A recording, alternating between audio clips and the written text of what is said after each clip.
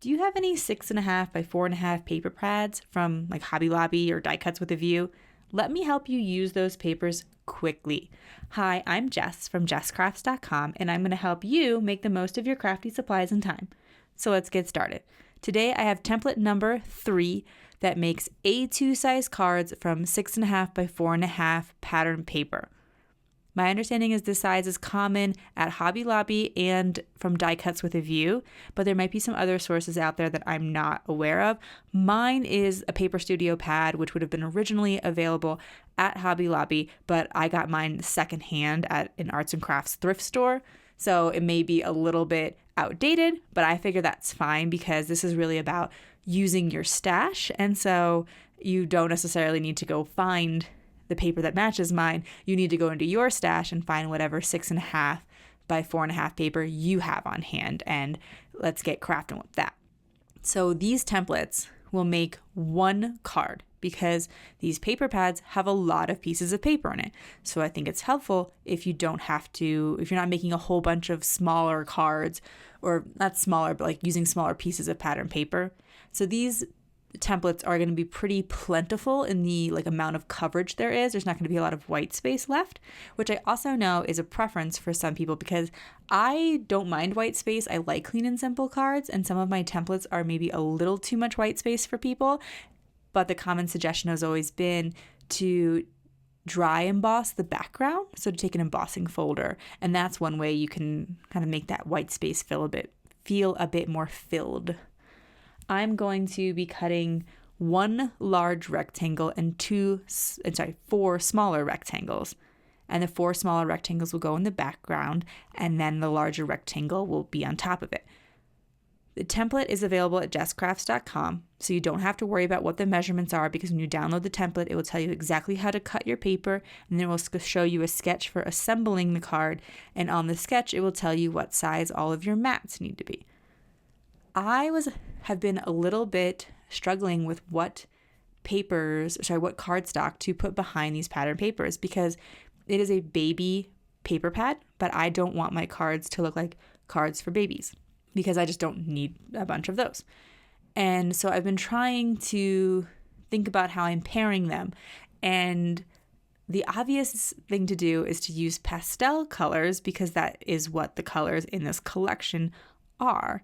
However, when I've done that on the first 2, I felt like they still looked a little overwhelmingly like baby cards because I didn't break out of that pastel. So for this card, I am going to use the Candied Yam cardstock from MFT.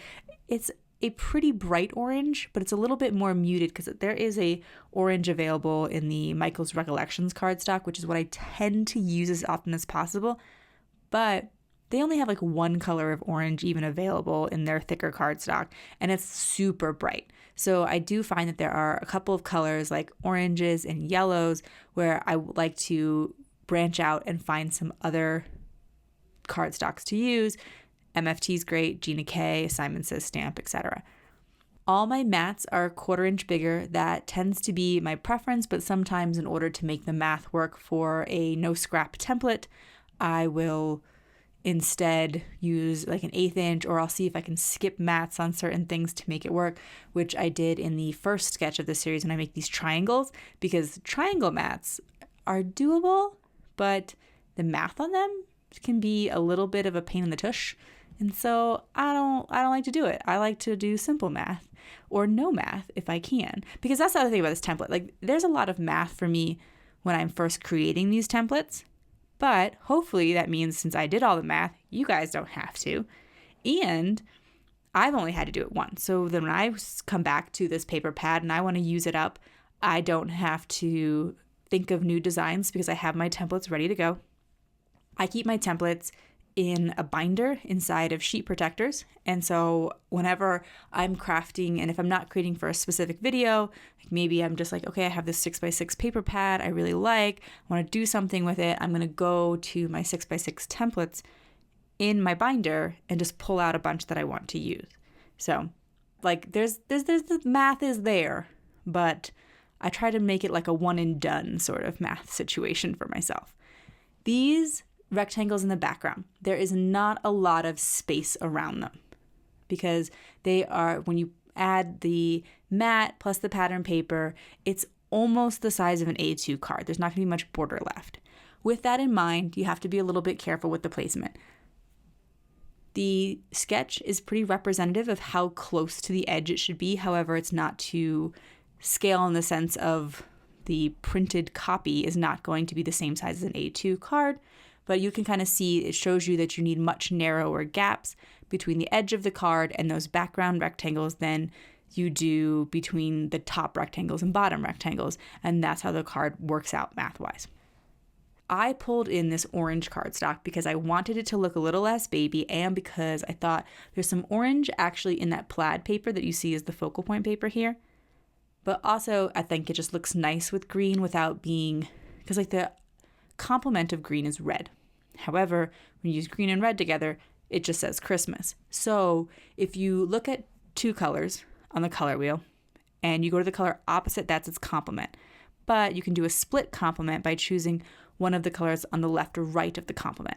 So in this case, that would be purple or orange. And so I went with orange today.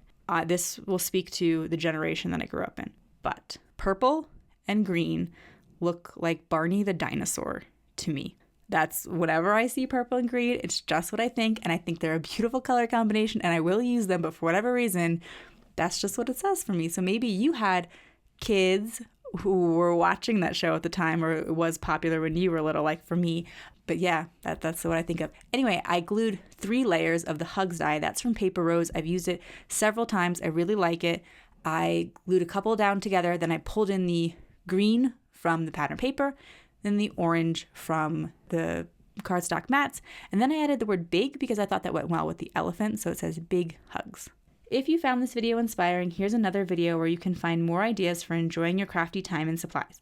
Let me know you like this video with a share to your crafty community, subscribe and click the bell so you don't miss the next template or tutorial, and check the video description for product links. See you in the next video.